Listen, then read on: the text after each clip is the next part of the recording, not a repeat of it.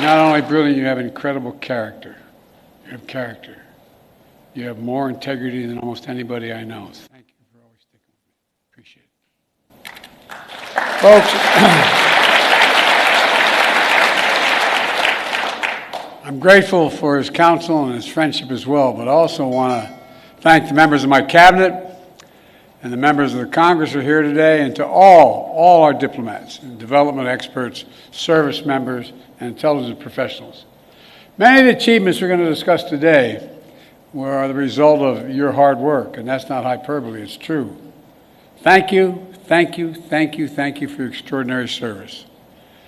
You know, I come here to the State Department to report on to the American people on the progress we've made in the last 4 years in our foreign policy and our presidency. I've said many times, we're at an inflection point. The post-Cold War period is over. A new era has begun. In these 4 years, we faced crises that we've been tested. We've come through those tests stronger, in my view, than we entered those tests. This is a fierce competition underway. The future of the global economy, technology, human values, and so much else. Right now, in my view, thanks to our administration, the United States is winning the worldwide competition. Compared to 4 years ago, America is stronger. Our alliances are stronger. Our adversaries and competitors are weaker. We have not gone to war to make these things happen. During my presidency, I've increased America's power at every dimension. We've increased our diplomatic power, creating more allies than the United States has ever had in the history of our nation. We've increased our military power, making the most significant investments in the defense industrial base in decades. We've increased the technology power, taking the lead in artificial intelligence and other technologies of the future. And we've increased the economic power, building the most dynamic economy in the world from the bottom up and the middle out, not the top down. In short, Kamala and I took office, our nation had become stronger at home, or stronger in the world. And now, America is more capable and, I would argue, better prepared than we've been in a long, long time. While our competitors and adversaries are facing stiff headwinds, we have the wind at our back because of all of you. This is what we're heading into. And over the next administration, that's what we're handing it to. Today, I want to lay out what we've done, the opportunities we've created for America, and those opportunities going forward. Today, I can report to the American people our sources of national power are far stronger than we were when we took office. Our economy is booming, although there's more work to do. Our technologies, from artificial intelligence to biotech, quantum, and to advanced semiconductors, they're the envy of the world. And we have made the most significant investments in America and the American workers since the New Deal. To rebuild our roads and bridges, our ports and airports, clean water systems, affordable high-speed internet, and so much more. To build American manufacturing, to make advanced semiconductors, which we invented here at home. We made the largest investment in climate and clean energy ever anywhere on earth in the history of the world, spurring nearly $500 billion in private sector investment. We've also significantly strengthened the defense industrial base, investing almost $1.3 trillion in procurement and research and development. In real dollars, that's more than America did in any 4-year period during the Cold War.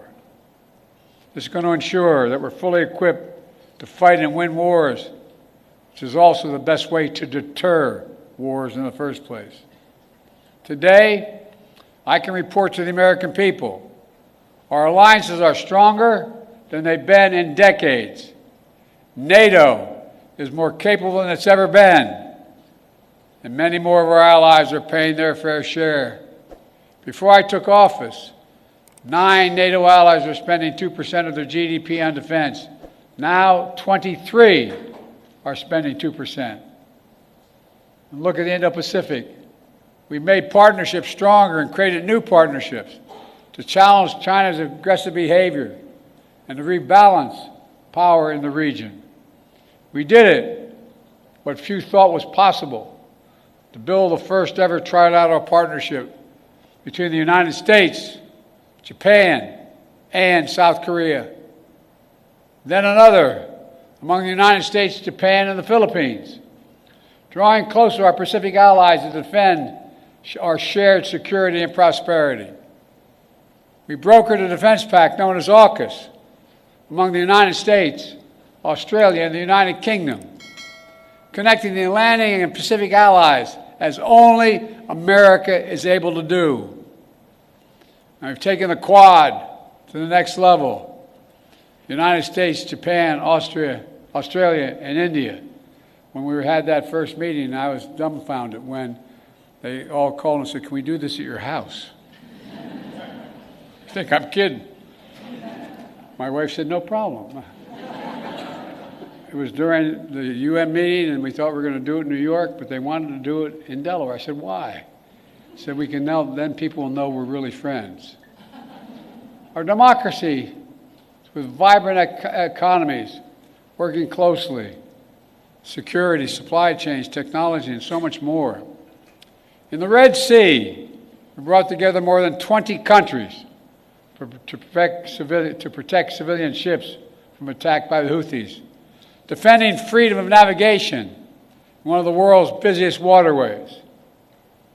And we have strengthened partnerships all across the Americas, defending democracy, targeting corruption, addressing migration, increasing prosperity, and protecting Amazon rainforest, which captures billions of tons of carbon from the atmosphere every year. Overall, we've reinvigorated people's faith in the United States as a true partner. Today, I can report to the American people, our adversaries are weaker than were when we came into this job 4 years ago. Just consider Russia. When Putin invaded Ukraine, he thought he'd conquer Kyiv in a matter of days. But the truth is, since that war began, I'm the only one that stood in the center of Kyiv, not him. Putin never has. Think about it.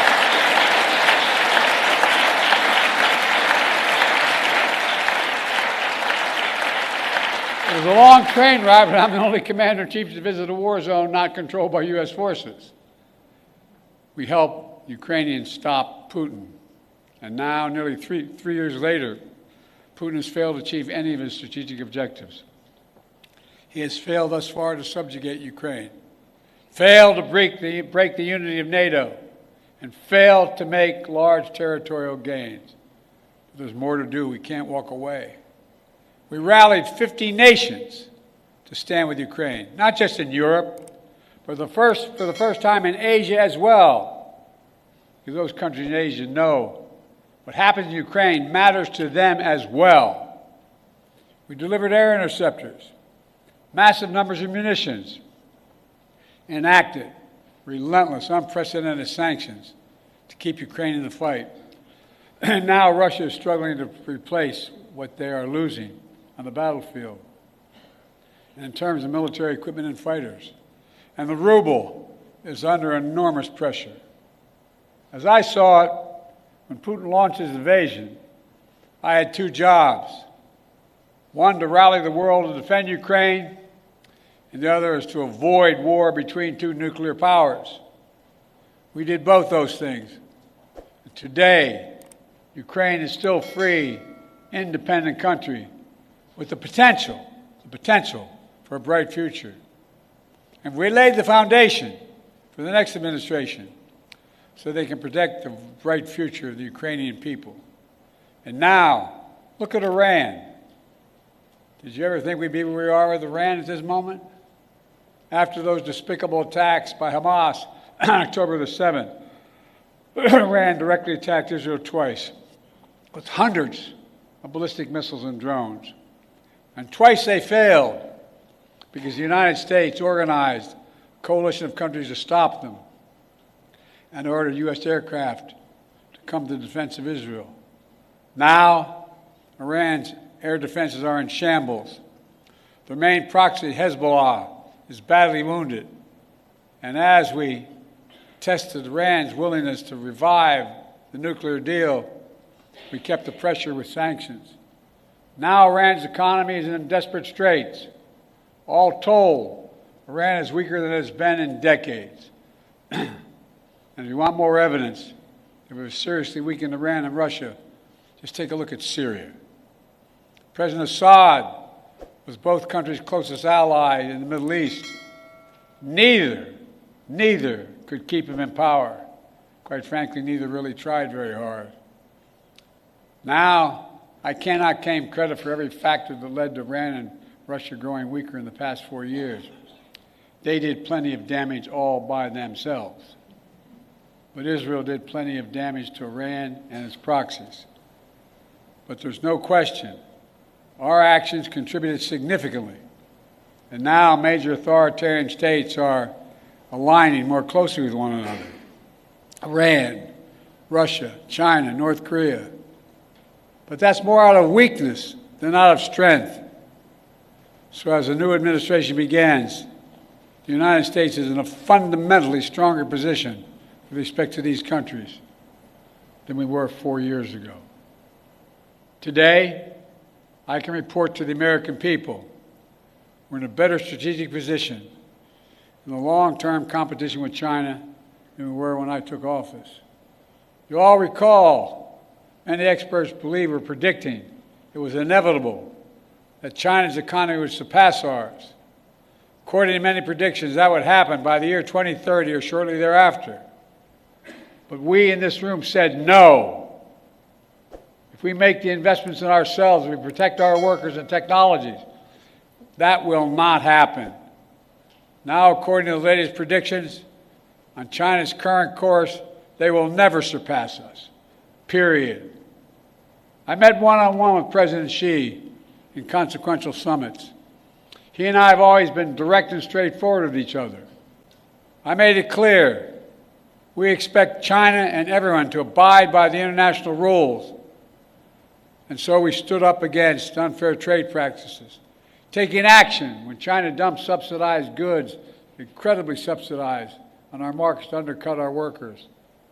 We imposed target tariffs in critical sectors like cars, steel, and semiconductors, rather than across-the-board tariffs. We imposed historic export controls on investments, restrictions, to ensure that China cannot use the most advanced technology and sensitive data against us. And critically, we enlisted our allies and partners to join us, building more convergence among our allies on a shared approach to China than ever existed, and showing that it's more effective to deal with China alongside of partners rather than going it alone. But even while we compete vigorously, we've managed our relationship with China responsibly, so it's never tipped over into conflict. We've created lines of communication between President Xi and myself, and between the leaders of our militaries, to avoid misunderstanding.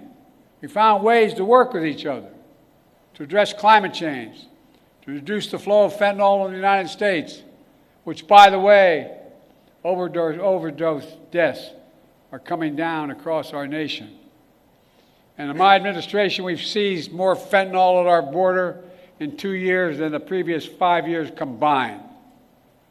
Today, I can also report to the American people